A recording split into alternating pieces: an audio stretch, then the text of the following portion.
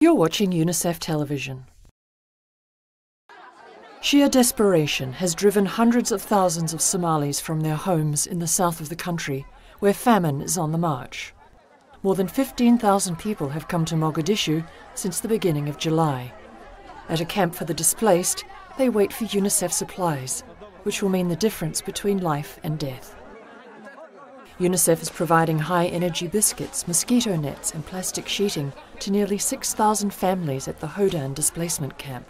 The camp, with its hastily constructed shelters, is just a small part of a growing emergency in the Horn of Africa, where an estimated 500,000 children could die from malnutrition. As the situation rapidly deteriorates, UNICEF is racing to get supplies to those in need. At Nairobi Airport, supplies arrive, bound for southern Somalia, Ethiopia and parts of northern Kenya that are also in the grip of drought, high food prices and crop failure. It's huge drought levels. There hasn't been such drought in 20 years, so the quantities that we need to bring in are really big. In terms of supplemental and therapeutic food, it's unprecedented quantities for UNICEF. Since the beginning of July, UNICEF has delivered 1,300 metric tons of life-saving supplies to some of the hardest-hit areas in southern Somalia, enough to treat 66,000 malnourished children. The real challenge there is getting it here fast enough. So, usually we'd put it on ships and it would take 20 to 40 days to get it to the Mombasa port, and then we've got to truck it into the different locations, which takes, again, another couple of weeks. So we're really trying to get this moved via air, which is, of course, very expensive.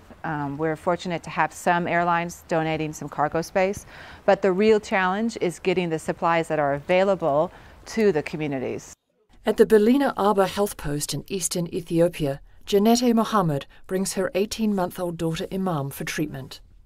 The baby is weighed and measured and given the ready-to-use therapeutic food Plumpy Nut. Janetta says Imam became ill when the family's crops failed. It did not rain on time, and when it did, it rained for 2 days only. Health workers at this clinic say Janetta's story is much too common. They have never seen malnutrition this bad.